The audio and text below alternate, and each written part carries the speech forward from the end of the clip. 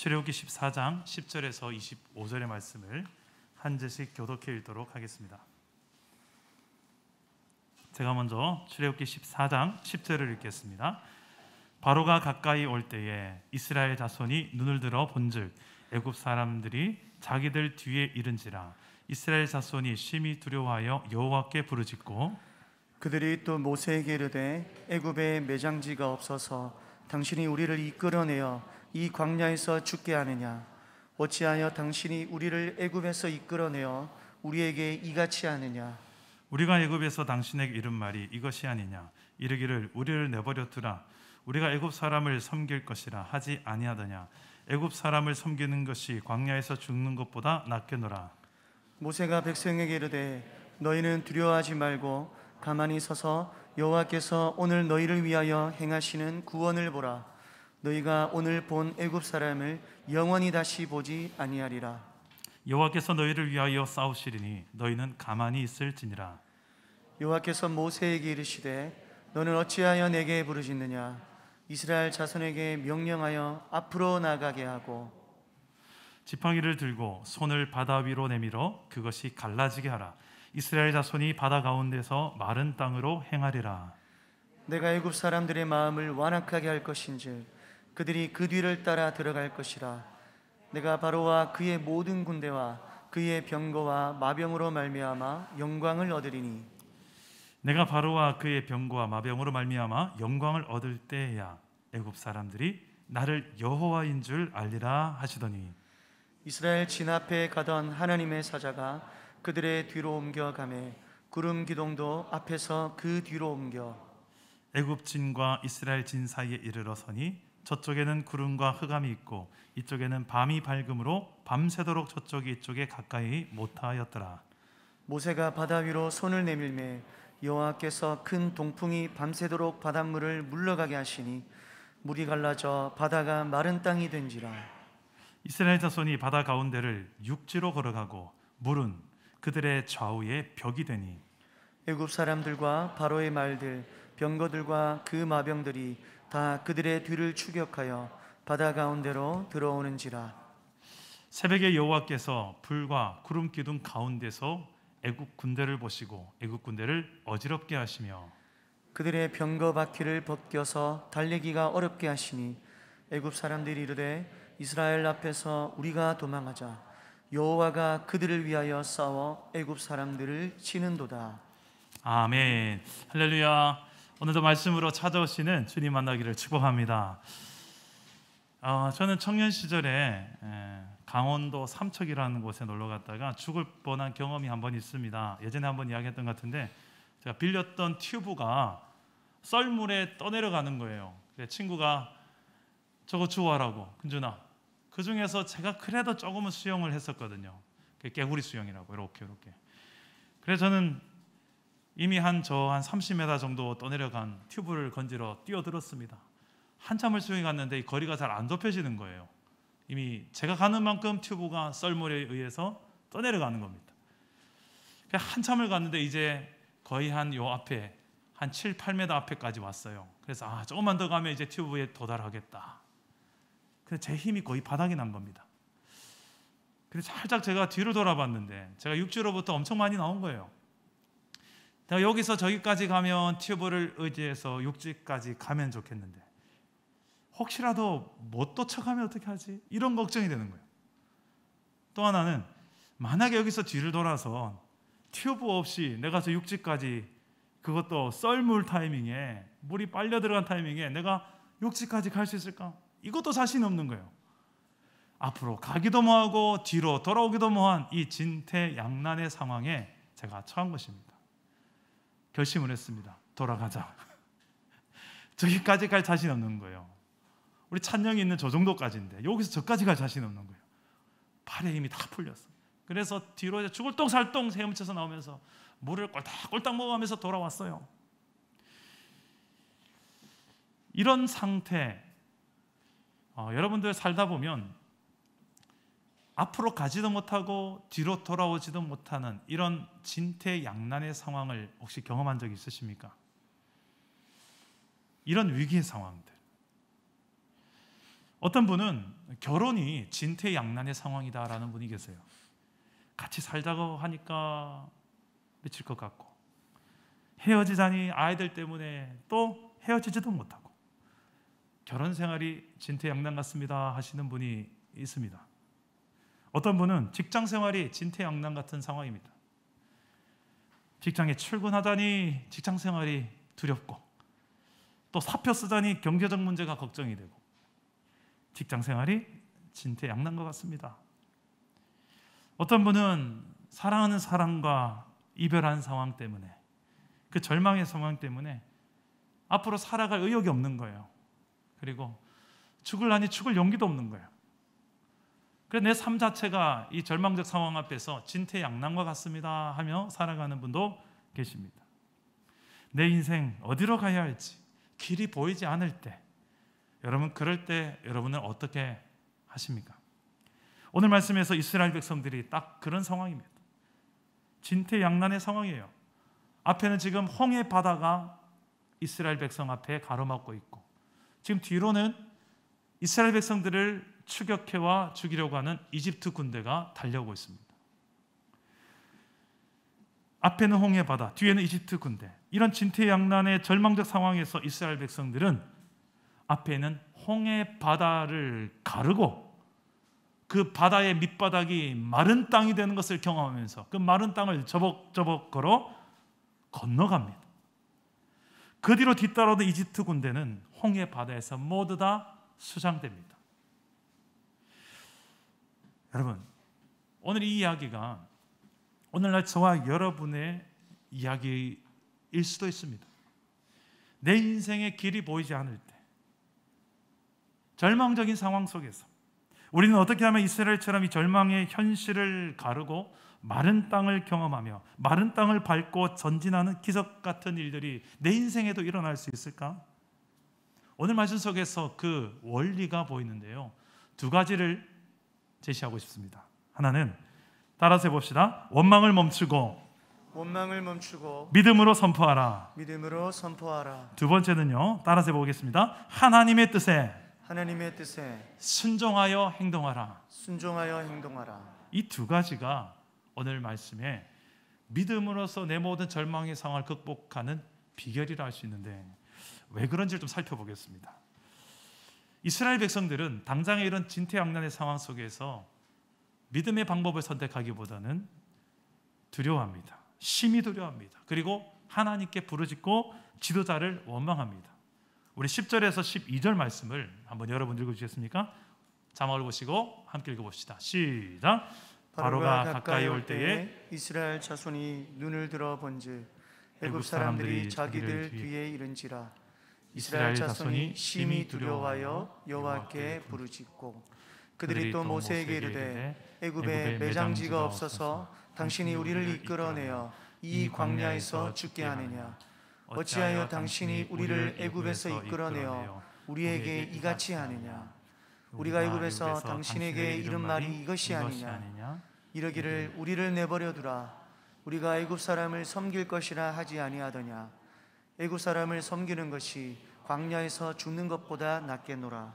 자, 이스라엘 백성들은 이런 진퇴양난의 상황 속에서 원망을 합니다. 불평을 합니다. 투덜댑니다. 우리가 애굽 땅에서 죽을 데가 없어서 이 광야에 나와서 사막에서 죽으려고 나왔냐? 또 우리가 그냥 애굽 땅에서 이집트 사람을 섬기겠다고 하지 않았더냐? 왜 하나님을 섬기겠다고 이렇게 나와서 고생이냐? 이렇게 지금 투덜대는 거예요. 그런데 이 투덜이 신앙의 정반대의 반응을 보이는 한 사람이 등장합니다. 바로 지도자 모세입니다. 모세가 어떻게 반응하는지 봅시다. 13절과 14절 다 같이 한번 봅시다. 시작. 모세가 백성에게 이르되 너희는 두려워하지 말고 가만히 서서 여호와께서 오늘 너희를 위하여 행하시는 구원을 보라. 너희가 오늘 본 애굽 사람을 영원히 다시 보지 아니하리라. 여호와께서 너희를 위하여 싸우시리니 너희는 가만히 있을지니라. 아멘. 모세는 지금 호들갑 떨지 않습니다. 두려워하지 않습니다. 오히려 침착하게 백성들을 향하여 믿음으로 선언합니다. 모세가 보았던 것은 지금 눈앞에 있는 홍해 바다와 뒤에 추격해오는 이집트 군대가 아니었습니다. 이스라엘과 함께 하시는 하나님을 보고 있습니다. 이미 이스라엘은 하나님께서 인도하시는 증거 중에 하나인 구름 기둥과 불 기둥이 이스라엘 백성들 앞에서 전진 배치되어 있습니다. 이 구름 기둥, 불 기둥이 움직이면 이스라엘 백성 움직이고 멈추면 그 자리에서 진을 치고 거주하였습니다. 그게 사막을 지나는, 광야를 지나는 하나님의 방법이었습니다. 내가 너희와 함께하리라, 내가 너희에 앞서가리라, 내가 너희를 대신해 싸우리라. 그 증거가 하나님이 구름 기둥, 불 기둥으로 함께 하시는 거였어요. 동시에 하나님은 모세를 통하여 약속의 말씀을 주셔서 그 약속의 말씀대로 이루시며 이스라엘 백성들을 구원해 가십니다. 이끌어 가십니다. 모세는 그것을 믿었기 때문에 원망이 아닌 믿음으로 선포할 수 있었습니다. 두려워하지 마라. 가만히 서서 하나님이 우리를 위해 싸우시는 구원을 보라. 그 믿음의 선포는 현실이 됩니다. 하나님이 실제로 싸우시는데요. 우리 전투태세를 취하시는 하나님의 모습을 성경은 이렇게 묘사합니다. 우리 19절과 20절 말씀 우리 다 같이 한번 읽어봅시다. 19절과 20절 시작. 이스라엘 진 앞에 가던 하나님의 사자가 그들의 뒤로 옮겨가매 구름 기둥도 앞에서 그 뒤로 옮겨 애굽 진과 이스라엘 진 사이에 이르러 서니 저쪽에는 구름과 흑암이 있고 이쪽에는 밤이 밝음으로 밤새도록 저쪽이 이쪽에 가까이 못하였더라. 아멘. 자, 이스라엘 백성들 앞에 이끌어가던 그 구름 기둥, 불 기둥이 배치가 달라집니다. 뒤로 후진 배치가 됩니다. 그리고 뒤에 따라오던 이집트 군대와 이스라엘 사이에 딱 불기둥, 구름 기둥이 딱 섭니다. 저쪽 편에는 흑암과 구름이 가득해서 움직일 수 없게 하고 이스라엘 백성들은 앞을 향하여 홍해를 가르고 건너가게 하십니다. 그리고는 뒤에 우리 24절 말씀 보면 24, 25절 말씀 보면 새벽에 하나님께서는 불과 구름 기둥 가운데서 애국 군대를 보시고 그들을 어지럽게 하십니다. 이들이 홍해 바다 한복판에 들어오게 하셔서 그곳에서 바퀴가 벗겨지게 하고 그들이 서로 다투게 만들고 그 안에서 난리가 나게 만듭니다. 결국 그 안에 모두가 다 수장이 됩니다. 하나님께서 이집트 군대와 싸우시는 방법이었습니다. 모세는 이렇게 하나님이 싸우시는 것을 알았어요. 그래서 그는 하나님이 싸우시리라라고 선언했고 실제로 하나님이 싸우시는 것을 모세와 이스라엘 백성들이 눈으로 목격하는 것입니다. 여러분, 그때 이제 홍해 바다를 건너는 이스라엘 백성들의 마음이 어땠겠습니까?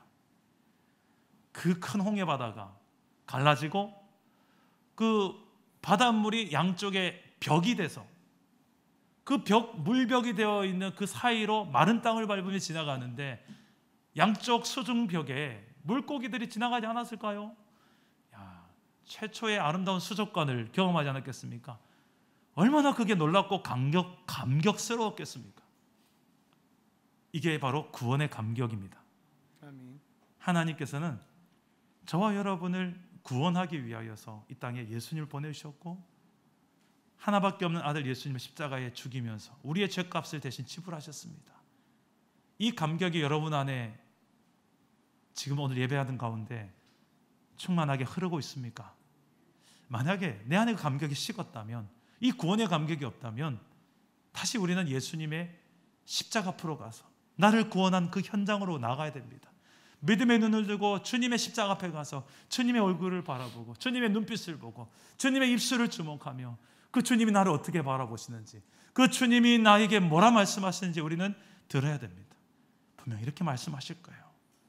내가 이렇게 너를 사랑한다고. 그 십자가를 봐도 눈물이 흐르지 않는다면 그런 내 모습 때문이라도 울어야 돼요. 우리는 진짜. 우리 안에 이 구원의 감격, 구약 성경의 여러 구원의 장면들 속에 보면 너무 감격스러운 방법들을 하나님께 사용하십니다. 지금 이게 홍해 바다를 가르고 이스라엘 백성들을 구원하는 광경이 저와 여러분, 죄로 인하여서 다스림받았던 죄의 종로로 됐던 저와 여러분들을 구원하기 위하여 예수 그리스도를 십자가에 매달아 죽게 한 이 감격보다 크겠습니까? 예수님의 우리를 향한 그 사랑보다 크겠습니까? 그 놀라운 그 구원의 감격을 구약에서는 이렇게 표현하고 있는 거예요. 미리. 여러분들은 어떻습니까? 진퇴양난의 상황 속에서 어떻게 여러분들은 반응을 보이며 살아가고 계십니까? 살아보셨습니까? 원망과 투덜거림, 짜증과 분노입니까? 아니면 모세와 같이 구원의 하나님을 믿음의 눈으로 바라보며 믿음으로 선포하며 순종의 길을 걷고 계십니까? 저는 오늘 말씀을 준비하면서 저의 어린 시절 과거가 생각이 났습니다. 저는 개척교회 목사의 아들로 이남 이녀 중에 제가 셋째, 위로 누님 둘, 아래로 남동생 하나, 장남입니다. 어릴 때는 잘 몰랐어요. 초등학교 시절에는 철없이 그냥 잘 놀기 좋아했던 어린 시절이었는데, 이제 제가 청소년기가 되니까 목사의 아들로 산다는 게 너무 싫은 거예요. 하고 싶은 건 많고, 그런데 제 뒤에는 늘 목사 아들이라는 딱지가 붙어 다니니까 제 정체성이 됐습니다. 제 친구들은 보면 한 번씩 욕도 하고 그러는데, 욕을 하려니까 이거 목사 아들이 욕하면 안 되니까 욕도 좀 어설프게 나오는 거예요. 친구들은 다 이제 용돈도 좀 많이 받고 그 용돈으로 과자도 사 먹고, 저는 용돈이 잘 없어요. 그래서 하나님 앞에 제가 참 이 목사로 사는 게 너무 싫어서 이렇게 불평하며 원망을 했던 적이 있습니다. 하나님, 하필 왜 저는 이런 목사의 가정에서 태어났었나요? 저는 좀 싫습니다.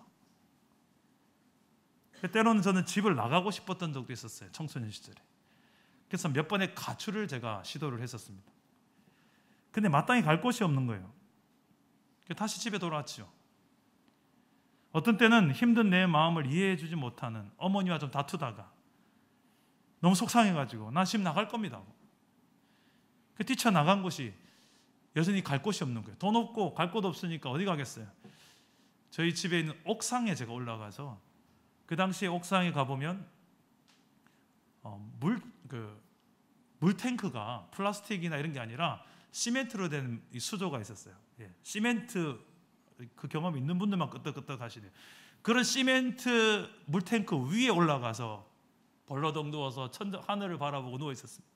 갈 데가 없어가지고. 근데 하필 또 어머니가 그때 빨래를 널러 옥상에 올라오셨어요. 누워서 벌러 누워 있는데 옆에서 이제 빨래를 넣으신 어머니와 제 눈이 딱 마주친 거예요. 제 눈을 보다니 참 어이가 없다는 듯이 그냥 웃는 어머니 얼굴이 지금도 떠오릅니다. 그래서 저도 그냥 화가 나가지고 그냥 아이씨, 그냥 물탱크를 내려갔던, 지금 생각하니 참 귀엽기도 하고 철없었구나 생각이 듭니다. 그 당시 4남매 교육하고 양육해서 그래서 다 또 4년제 대학 나오게 하려고 그 애쓰고 10원 하나라도 모으신 어머니의 그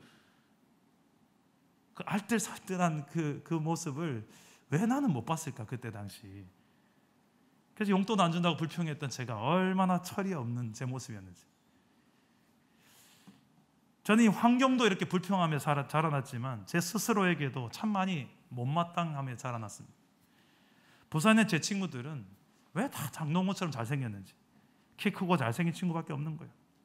저만 유일하게 키가 작고 또 얼굴도 까무잡잡하고 외모에 대한 자신감이 거의 제로였습니다. 게다가 별로 잘하는 게 없었어요. 자신감도 없었습니다.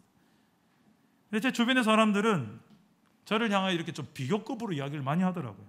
누구누구는 이것도 참 잘하고 저것도 잘하더라.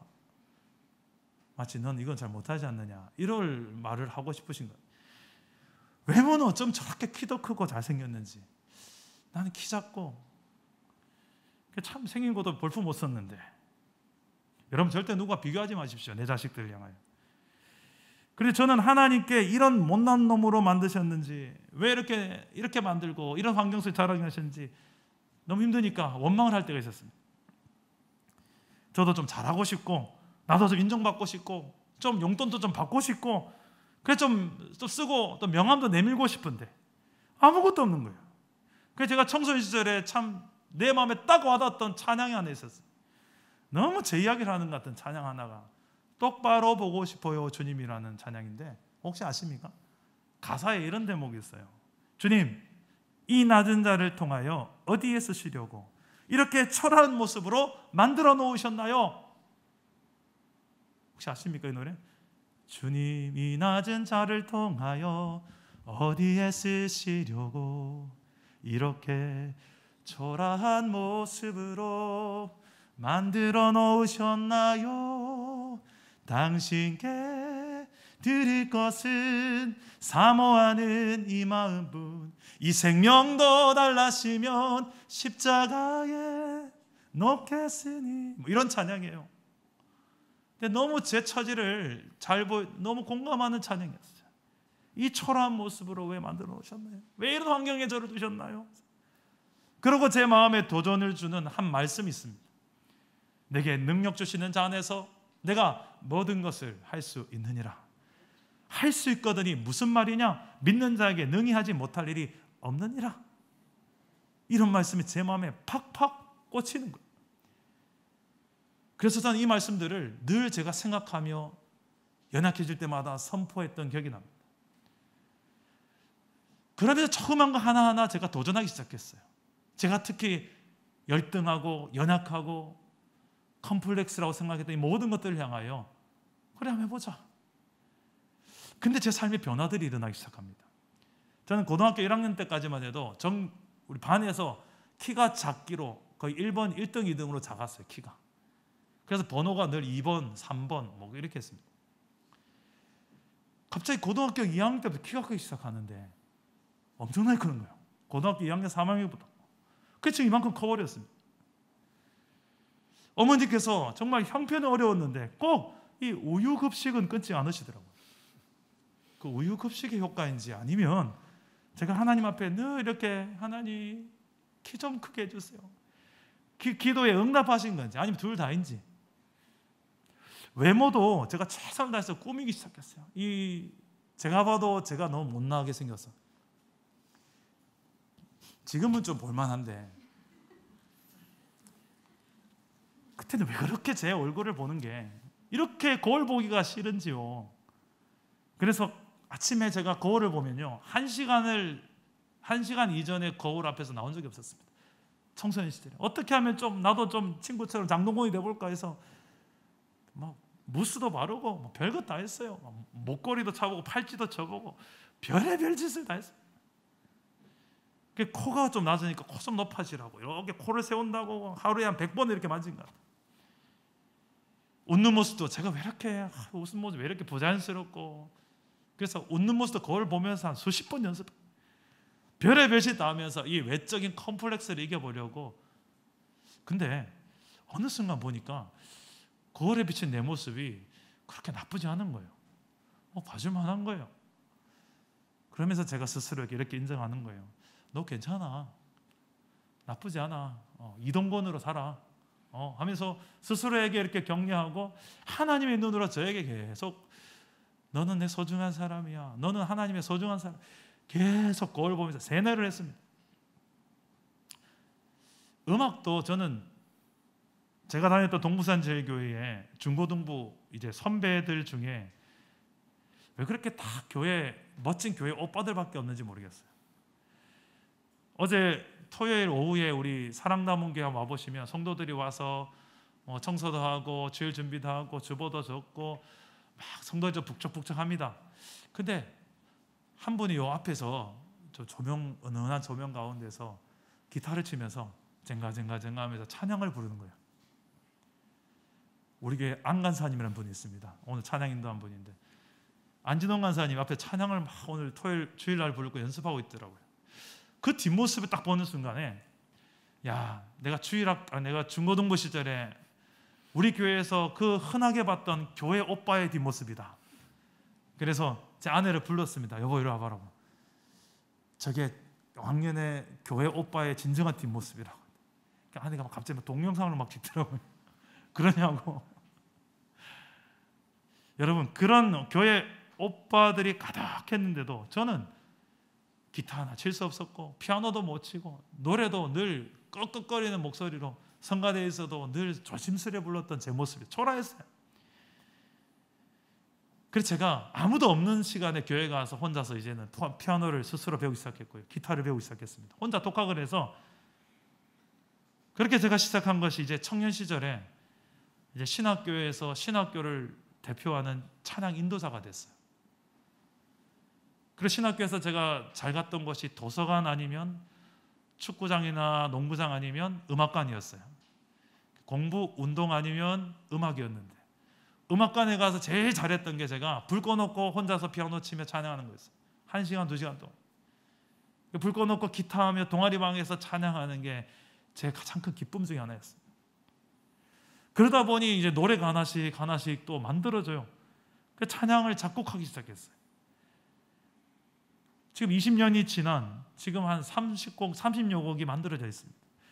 그 작년에 성도님 한 분이 후원해 주셔서 제 자작곡에 모음에 CD 찬양 음반이 하나 나왔어요. 지금 우리 교회 새가족 선물로 다 나눠드리고 있는데 뒤돌아보니까 그 당시에는 상상도 못할 일들을 제가 다 하고 있더라고요. 못나고 아무것도 잘할 수 있는 게 아무것도 없었다. 열등했고 컴플렉스에 시달던 제가 신기하기 짝이 없는 겁니다. 저는 하나님이 하셨다고 확신합니다. 하나님께서 저에게 아무것도 할 수 없어 벌벌 떨던 저에게 하나님께서 말씀으로 저에게 도전 주시고 기도하는 가운데 늘 하나님께서 내가 너와 함께한다 또 약속 주시고 환경을 불평하고 원망했던 저였는데 스스로에 대해서 실망했던 저였는데 그런 원망과 실망을 멈추고 하나님 말씀을 믿음으로 붙들고 선포하며 또한 조그만 거 하나부터 행동하며 순종해 봤더니 하나씩 이루어져 가는 경험을 하게 하셨어요.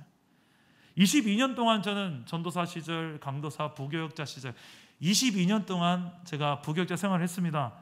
제 친구들은 다 진작에 담임 목사를 하고 있더라고요. 그래서 저는 그런데도 저는 한 번도 하나님 앞에 담임 목사 왜 안 시켜줍니까 하나님? 불평해 본 적이 없었어요. 왜?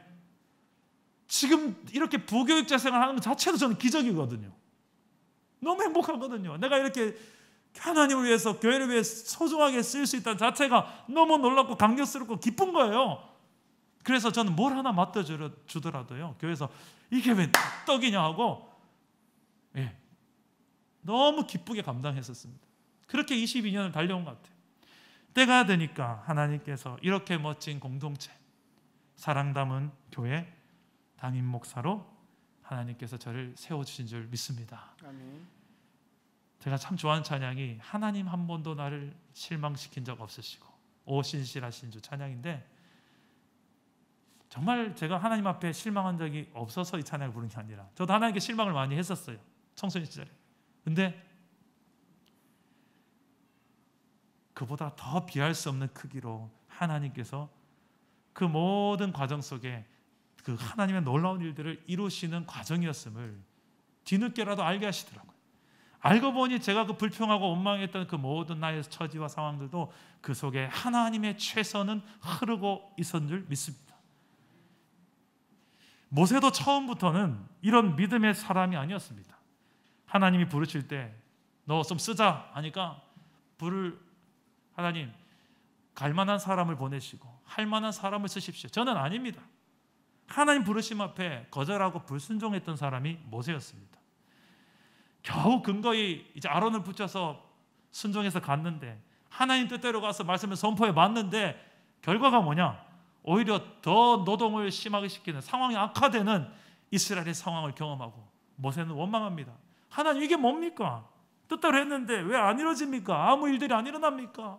바로가 왜 마음을 안 바꿔먹습니까? 그랬던 모세였습니다. 이집트 땅에 10가지 재앙이 이루어지고 그리고 그 과정 속에서 하나님의 기적 같은 일들을 모세가 경험하면서 모세가 하나씩 배워가는 거예요. 그리고 그의 믿음과 그의 신앙이 성장해가는 거예요. 그래서 지금 홍해 앞에서 그는 지금 이제 또 한 번의 믿음이 성장하는 좋은 위기, 절망의 상황이지만 어떻게 보면 위기의 상황이지만 위험한 기회로 보고 그 위기 속에서 믿음으로 모세는 이제는 선포하는 믿음의 수준이 된 거예요. 그렇게 할 수 있었던 모세의 이유가 있었습니다. 그는 하나님의 약속의 말씀을 이미 들었기 때문이에요. 그 말씀을 믿었기 때문이에요. 우리 출애굽기 14장 1절에 4절 말씀 보면 이 상황이 이미 하나님께서 말씀하신 약속이었음을 알 수 있습니다. 우리 같이 한번 읽어볼까요? 출애굽기 14장 1절에서 4절입니다. 시작. 여호와께서 모세에게 말씀하여 이르시되 이스라엘 자손에게 명령하여 돌이켜 바다와 믹돌 사이에 비아히롯 앞 곧 바알스본 맞은편 바닷가에 장막을 치게 하라. 바로가 이스라엘 자손에 대하여 말하기를 그들이 그 땅에서 멀리 떠나 광야에 갇힌 바 되었다 하리라. 내가 바로의 마음을 완악하게 한즉 바로가 그들의 뒤를 따르리니 내가 그와 그의 온 군대로 말미암아 영광을 얻어 애굽 사람들이 나를 여호와인 줄 알게 하리라 하시매 무리가 그대로 행하니라. 자, 하나님은 이미 모세에게 말씀하셨어요. 이스라엘 백성들이 홍해 앞에 진을 치고 그리고 뒤에 이집트의 군대가 추격해 올 것이다 라는 것을 미리 말씀하셨어요. 모세는 알면서 거기 진을 쳤어요. 좀 있으면 이제 이집트 군대가 쳐들어오겠구나. 좀 있으면 우리가 진퇴양난의 상황이 되겠구나. 우리가 정말 절망의 상황이 되겠구나. 모세는 이미 알고 있었어요. 단지 그 절망의 상황이 될 것만, 그 고난만 알고 있었던 것이 아니라 그 고난 속에서도 우리는 하나님의 그 약속으로 이겨낼 것까지도 알고 있었어요. 오히려 그곳을 통하여 하나님의 영광이 드러날 것이고 그들이 하나님을 알아보게 될 것이다. 그들이 나 여호와를 이제 그 순간에 알 것이다. 그것을 위해서 내가 세팅해 놓은 진퇴양난이다. 그런 절망의 상황이다. 모세는 그걸 알고 들어가 있었어요. 그 약속을 믿었어요. 그래서 거기에 진을 치고 그래 와라 고난아, 그래 와라 바로의 군대야, 그래 와봐라 사탄 마귀야. 그 가운데서 딱 준비하고 있었던 모세가 보이십니까? 그리고 이스라엘 백성들을 향하여 두려워하지 마라, 하나님이 우리와 함께 하시며 싸우신다. 이 바다가 저들의 매장지가 될 것이다. 여러분, 우리의 고난 상황 속에서도 어떻게 보면 이 고난을 통하여 하나님을 제대로 알아갈 수 있게 하시는 하나님의 의도도 있습니다. 나만 아는 게 아니라 내 주변에 아직도 믿지 않는 가족들이 그 고난 앞에서 반응하는 내 안의 믿음의 신앙의 반응을 보면서 당신 어떻게 그럴 수가 있어? 이 가운데서 왜 포기하지 않아? 왜 절망하지 않아? 원망하지 않아? 저주하지 않아? 왜 짜증 안 내? 왜? 도대체 나 같으면 진작에 욕을 해도 쇠파가지로 나 그냥 하나님 욕하고 저주하고 할 텐데 당신은 왜 그러지 않아? 그때 하나님의 내게 주신 약속을 꺼내고 하나님이 지금 내 곁에 함께 계심을 믿음으로 선언하며 하나님, 이 상황을 통하여 하나님의 하나님 되심이 나는 드러날 거라 믿어요. 예전에 이집트 왕 파라오는 하나님이 누구냐? 나는 모른다. 절대 이스라엘 백성 보낼 수 없다 했던 사람이에요. 출애굽기 5장 2절 말씀 봅시다. 출애굽기 5장 2절 말씀 함께 읽어봅시다. 시작. 바로가 이르되 여호와가 누구이기에 내가 그의 목소리를 듣고 이스라엘을 보내겠느냐? 나는 여호와를 알지 못하니 이스라엘을 보내지 아니하리라. 자, 이스라엘 하나님 난 모른다. 내가 왜 이스라엘을 보내줘야 되냐? 그를 향하여 하나님은 지금 10가지 재앙뿐만 아니라 또 하나 이제 홍해 앞바다에서 그곳에서 여호와 하나님을 알게 하시려고 하나님은 이 진퇴양난의 상황을 세팅해 두신 거예요. 저와 여러분의 상황 속에서도 삶 속에서도 절망의 상황, 진퇴양난의 상황이 닥치더라도 오히려 옳거니 옥게 왔구나. 내 한계가 이제 느껴지는구나. 내 힘으로 어떻게 안 되는 해결 안 되는 상황이 왔구나. 이때를 위함이 아니겠느냐 하고 이 상황 속에 절망하거나 낙심하거나 원망하거나 불평하거나 저주하지 않고 믿음을 다하여 하나님 앞에 서서 하나님의 구원하심을 보라, 하나님의 일하심을 보라, 그 하나님의 역사하심을 보라. 너희는 가만히 있어 주가 하나님 되심을 보라. 이 믿음의 선언을 할 수 있는 저와 여러분 되기를 주 예수 이름으로 축복합니다. 우리가 절망적인 현실, 불평하고 원망하며 짜증내고 투덜대고 분노했던 그 삶을 내려놓고 이제 하나님을 신뢰하는 믿음의 고백, 선포로 바뀔 수 있기를 축복합니다. 제가 말씀을 맺겠습니다. 길이 보이지 않을 때, 절망적인 상황을 만날 때 우리는 어떻게 하면 이스라엘 백성들이 이 절망 현실을 가르고 그 마른 땅을 밟으며 앞으로 전진했던 이 기적 같은 일처럼 우리도 이렇게 살아갈 수 있을까요? 두 가지 믿음의 방법, 아까 읽었던 이 내용 다시 한번 선포해 봅시다. 저를 따라서 해주시기 바랍니다. 원망을 멈추고 믿음으로 선포하라. 하나님의 뜻에 순종하여 행동하라.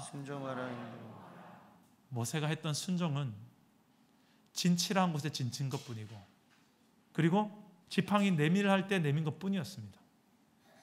거창한 게 아니었습니다. 그러나 그 순종을 통하여 하나님의 하나님 되심이 드러났고 모든 원수가 오히려 다시는 영원히 네 눈앞에 보지 못할 것이라 정말 그렇게 되었습니다. 여러분, 우리의 절망의 상황 속에서 낙심하지 않아야 될 이유는 이것입니다. 정말 우리가 절망해야 될 것은 하나님의 절망이에요. 하나님의 낙심이에요. 하나님의 아픔이에요. 그게 뭐냐? 인간의 죄로 인하여 타락한 우리 인생을 향하여, 그리고 그 결과로 하나님과 단절된 인간들을 바라보며 하나님은 안타까워 여기시고 하나님은 한탄하시며 이 단절된 상태에 대한 해결책, 대안으로서 하나님은 하나밖에 없는 아들 예수 그리스도를 이 땅에 보내주신 것입니다.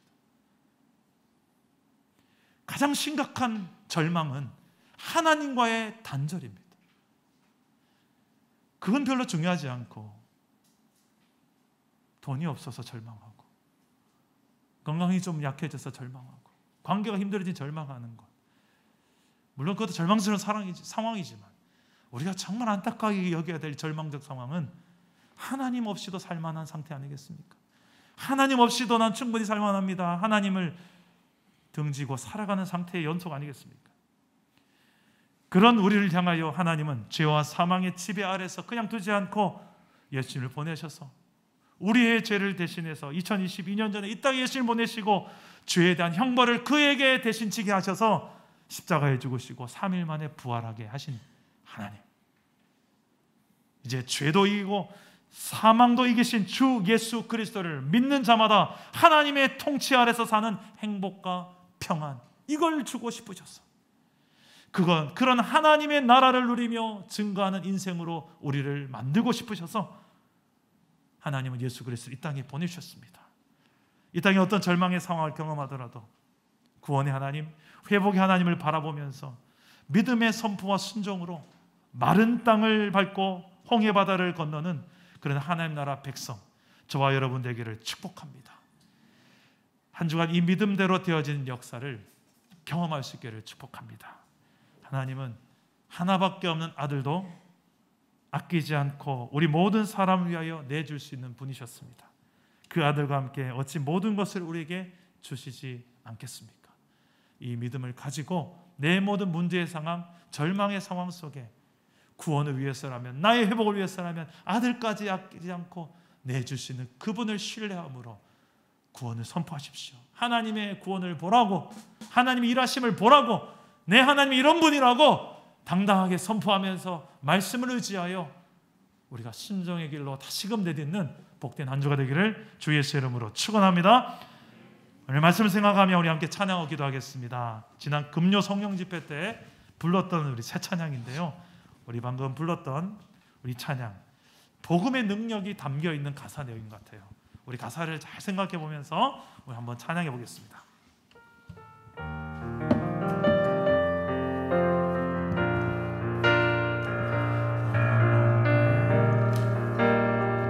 깊은 절망에 수렁 가운데 주님께 닿을 수 없다느니, 어두운 밤 중에 하늘을 향해 주의 이름 나 부를 때, 어둠을 뚫고 오신 주 사랑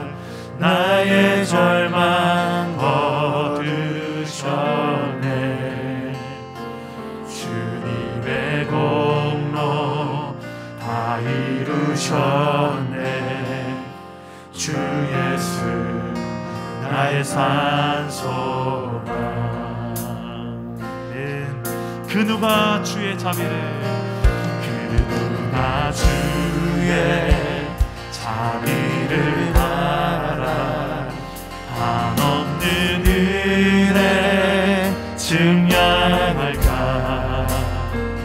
영광을 떠나 이 땅에 오신 죄가 되신 구주 예수. 주의 십자가가 말합니다. 주의 십자가 내게 말하네. 영원히 난 용납되네. 아름다우신 왕 아는 주의 것 그리스도 나의 산소만. 할렐루야 할렐루야 주를 찬양하여라. 할렐루야 자유케 하셨도다. 죄의 저주 끊으신 주께 구원이 있도다. 주 예수 나의 산소만. 할렐루야 주를 찬양하여라. 할렐루야 자유케 하셨도다. 죄의 저주 끊으신 주께 구원이 있도다. 주 예수 나의 산소라.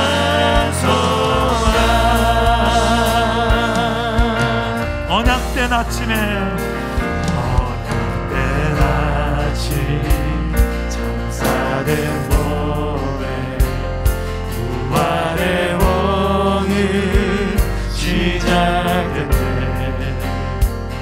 유다의 사자 위험찬 선포 사망이 무너졌고 이제 사망이 무덤이 더는 우리를 주장할 수 없네. 유다의 사자 위험찬 표현 사망이 무너졌도다. 선포하십시오. 사망이 무너졌도다. 주 예수 승리하셨네.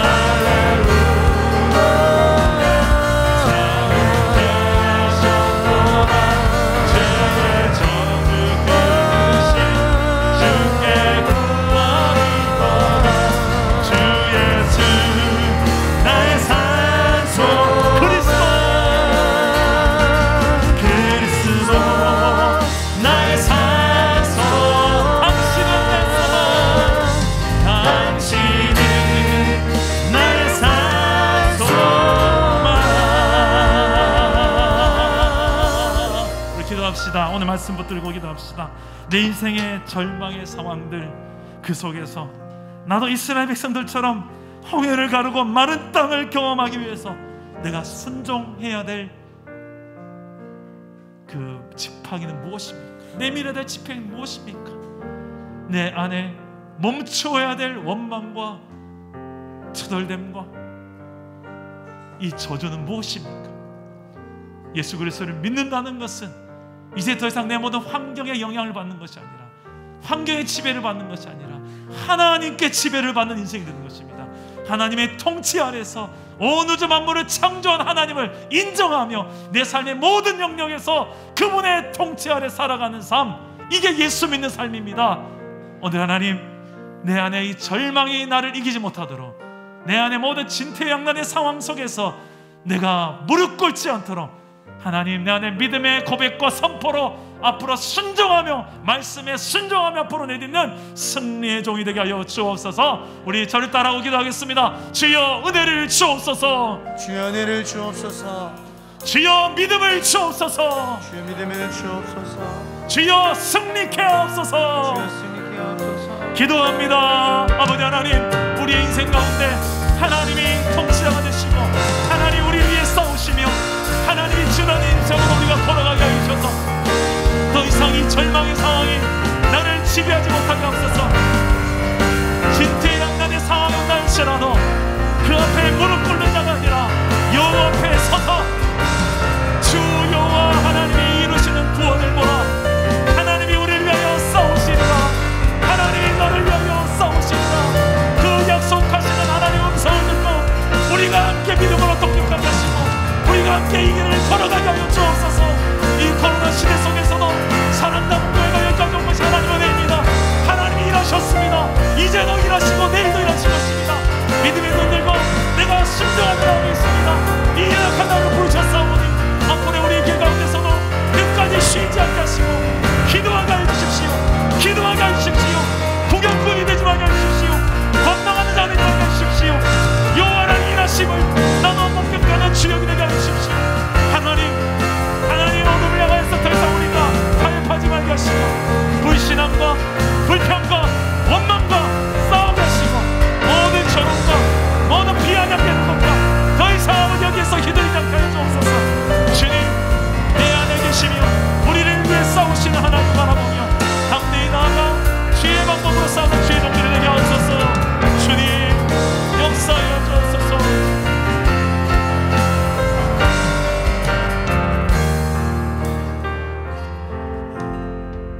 살아계신 하나님, 우리 생각 가운데 어떤 절망의 상황이 있고 진퇴양난의 상황이 온다 할지라도 우리와 함께 하시는 하나님을 보며 승리하게 하옵소서. 구름기둥 불기둥으로 함께 하시며 여호와께서 너희를 위하여 싸우시리라. 여호와의 크신 구원을 보라며 우리가 선포하며 당당하게 마른 땅을 밟고 지나가는 주의 백성들이 되게 하여 주옵소서. 오늘 하나님, 사랑담은 교회 우리 모든 믿음의 동력자들이 현실의 힘겨움 앞에서 참 많은 어려움 속에 살아갑니다. 주님 위로해 주시고 세임 주셔서 우리에게 비전을 주셔서 내를 향한 소망, 산소망을 주셔서 죄와 사망까지 이기신 주님께서 지금도 불기둥 구름기둥으로 우리 함께 하시는 것처럼 말씀과 성령으로 우리 함께 하시오니 주여 날마다 주의 약속의 말씀 붙들고 주의 성령 붙들고 승리하는 주의 백성들 되게 하여 주시옵소서.